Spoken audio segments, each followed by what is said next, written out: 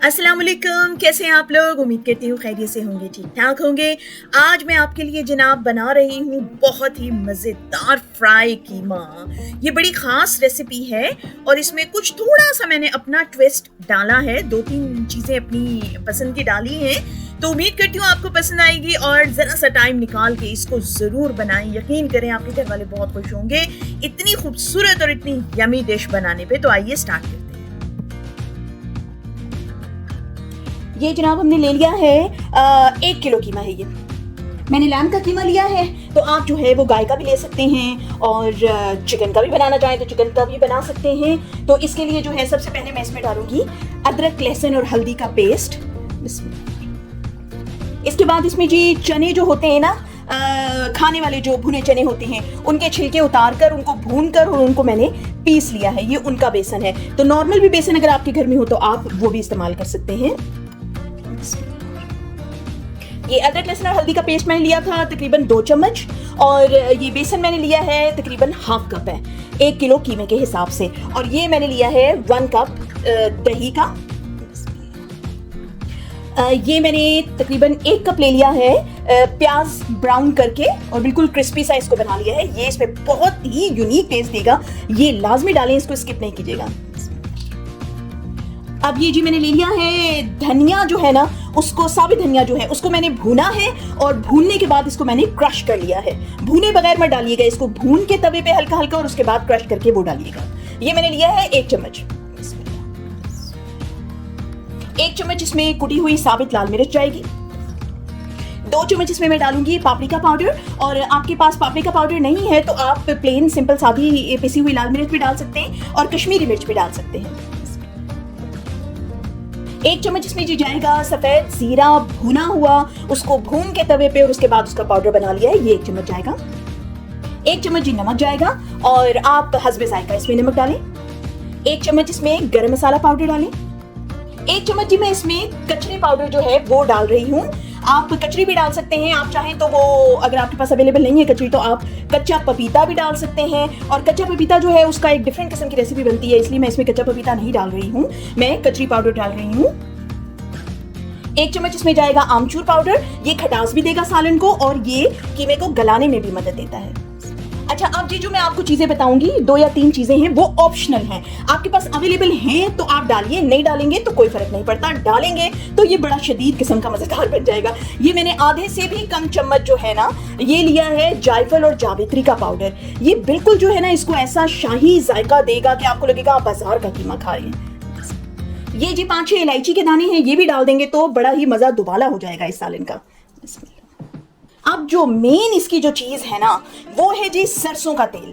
अगर आपके पास नहीं है तो ऑब्वियसली आप कोई भी वेजिटेबल ऑयल इस्तेमाल कर सकते हैं, लेकिन मैं तो खैर आपको पता है अपने तमाम खानों में सरसों का ही तेल इस्तेमाल करती हूँ या ऑलिव ऑयल यूज करती हूँ, लेकिन इस कीमे के लिए आप मेरे कहने पे जो है ना सरसों का तेल डाल के देखिए। ये जी इसमें मैंने डाल दिए हैं तकरीबन 2 से 3 बड़े चम्मच सरसों के तेल के डाल दिए हैं। अब जी इसको मिक्स कर लेना है। बिस्मिल्लाह। देखिए खाना जो है ना वो कोई भी, मुझे तो नहीं लगता कोई 1% से भी कम खवातीन होंगी जिनको खाना ना पकाना आता हो। कोई ना कोई हाथ पैर तो कोई मार ही लेता है जिसको ना भी आता हो जरा भी। तो खाना पकाना जो है ना वो जैसा कि मैं हमेशा आपको बताती हूँ एक फन है, आर्ट है और एक पैशन है। और सादा सुदा खाना तो सभी बना लेते हैं, लेकिन अगर आपने कुछ अलग हट के करना है, कोई ख़ास चीज़ अपने प्यारों के लिए बनानी है, हस्बैंड के लिए बनानी है, बच्चों के लिए बनानी है, तो फिर जो है ना थोड़ी मेहनत करनी पड़ती है, थोड़े जतन करने पड़ते हैं। और जतन करना और मेहनत करना जो है वो कभी भी रायगा नहीं जाता। आप यकीन करें जितनी भी मेहनत करके आप बनाएंगे ना कोई चीज़, लाजमी उसका जो है ना आपको रिवार्ड मिलता है और एप्रिसिएशन मिलती है और लोग तारीफ करते हैं। तो सादा खाना तो बिल्कुल रोज़ी बनता है, कभी कभी जो है इस तरह से हट के थोड़े मसाले डाला करें। मैं, आप यकीन करें मुझे बहुत शौक है, मैं सीखती हूँ और मुझे पूछने में कोई शर्म नहीं होती। किसी से भी कहीं भी कोई अच्छा खाना कोई बना रहा हो ना, आप यकीन करें मैं तो इतनी पागल हूँ, मैं पूछ लेती हूँ उनसे खड़े होकर कि आपने कैसे बनाया है, इसमें क्या डाला है। मैं तो ढाबों पे खड़े होकर पूछ लेती हूँ कि आप इसमें क्या डालते हैं। तो मुझे तो कुछ खास ही किस्म का पैशन है और मेरी जैसी और भी बहुत सारी बहनें हैं जिनको इस तरह के शौक होंगे। तो जब कभी आपके पास टाइम हो इतना और चीज़ें अवेलेबल हो तो ज़रूर एक्सपेरिमेंट किया करें। अच्छा लगता है कभी कभी हट के जरा। ये जनाब देखिए हमारा ये मैरिनेट हो गया है और इसको जो है ना अब मैं रखूंगी पूरी रात के लिए। इसको नहीं रखना आपने, ये बहुत ही ज्यादा फिर वो घुल जाएगा। मैंने क्योंकि उसमें कचरी पाउडर डाला है। इसको 3 से 4 घंटे के लिए भी आप रखेंगे ना, मसाला इसमें बहुत अच्छी तरह रच बस जाएगा। तो अब मैं इसको मैरिनेट करके रख रही हूँ और उसके बाद इंशाल्लाह ताला मैं इसको स्टार्ट करूंगी और आपको बताऊंगी, फिर झटपट 5-10 मिनट में ये बन जाएगा।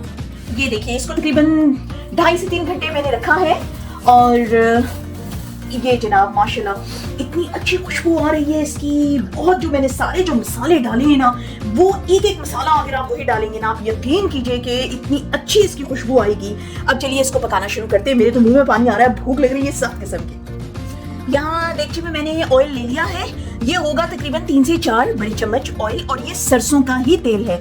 तो इसी में पकाएं तो बेहतरीन होगा, वरना आपके पास जो अवेलेबल है ऑयल उसी में बना लीजिए। तो ये इसमें मैंने जी अनियन जो है वो ब्राउन करके डाला था मैरिनेशन में, तो ये वही वाला ऑयल यूज कर रही हूँ मैं। तो ये जरा गर्म हो गया है तो इसमें मैंने एक मीडियम साइज का प्याज ले लिया है, इसको डाल देंगे। प्याज को हल्का सा बादामी सा रंग का कर लेना है, बिल्कुल लाइट ब्राउन सा करूंगी मैं इसको, बहुत ज्यादा नहीं डार्क ब्राउन करना। प्याज जी ब्राउन हो चुका है हमारा। अब इस मौके पे हम डालेंगे इसमें अपना मैरिनेट किया हुआ कीमा। बिस्मिल्लाह।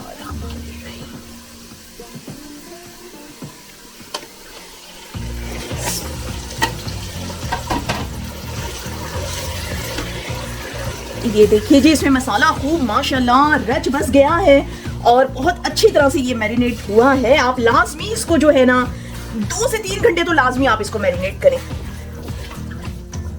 जिस दिन आपका ये बनाने का प्लान हो ना, तो सुबह सुबह उठ के जो है ना सारे कामों से फारिग होके आपने सबसे पहले इसको जो है ना मसाले डाल के मैरिनेट करके रख देना है और उसके बाद बाकी सारे काम करने हैं, ताकि जब तक आप बाकी काम मुकाएं तो ये जो है खूब अच्छी तरह मैरिनेट हो जाए।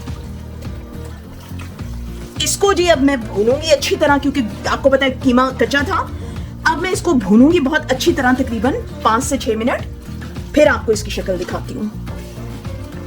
ये देखिए जी कीमा मैंने बहुत अच्छी तरह भून लिया है माशाल्लाह, बहुत अच्छी खुशबू आ रही है।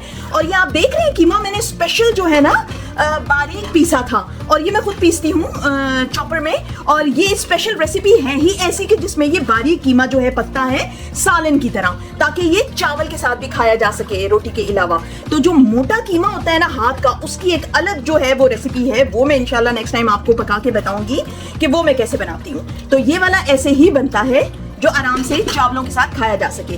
अब जनाब इसके अंदर मैंने जो है थोड़ा सा पानी डालना है, बस हल्का सा पानी, जिसमें मैंने मसाला बनाया था मैरिनेशन का, उसी में हल्का सा पानी मैंने आधे ग्लास से भी बहुत कम, आधा कप से भी कम, बल्कि आप समझे इसमें पानी जितना आपको लगे कि मुनासिब है वो डालें। और इसके बाद अब मैं इसको रख दूंगी तकरीबन कोई 20 मिनट्स के लिए, 20 मिनट के लिए मैं इसको ढक के रख दूंगी ताकि ये अच्छी तरह पक जाए। जनाब 20 मिनट्स गुजर चुके हैं और ये देखिए माशाल्लाह माशाल्लाह माशाल्लाह इतनी अच्छी खुशबू आ रही है इसकी, और शक्ल भी इसकी शानदार निकल आई है जी। और मज़े में तो ये लग ही रहा है, मुझे पहले ही लग रहा था बहुत ज़्यादा जो है ना मसाला इसका लजीज होता है। और अब जनाब इसको टाइम आ गया है डिश आउट करने का। और ये मैंने आपको बताया है कि सिर्फ रोटी के साथ ही नहीं, आप इसको चावलों के साथ भी खा सकते हैं। बाकी ये सूखा सूखा कीमा जो है वो आपको पता है सिर्फ और सिर्फ रोटी के साथ ही खाया जाता है, लेकिन ये वाला जो कीमा है ये आप चावलों के साथ, बिरयानी के साथ, पुलाव के साथ, किसी भी चीज़ के साथ आप खा सकते हैं। और अब मैं इसको डिश आउट करती हूँ। और जनाब मज़ेदार, खुशबूदार और खुश शक्ल सालन हमारा बन के तैयार है। मेरे पूरे किचन में इसकी खुशबू फैली हुई है और बहुत सख्त भूख लगी है, दिल कर रहा है कि बस अब इसको खा लिया जाए। अब इसमें जो है मैंने डाल दी हैं हरी मिर्चें और अदरक के काशे। और अगर आपको मेरा ये ब्लॉग पसंद आया तो मेरे चैनल को सब्सक्राइब कीजिए, शेयर कीजिए और कमेंट करना मत भूलिए। नेक्स्ट ब्लॉग तक के लिए अल्लाह हाफिज।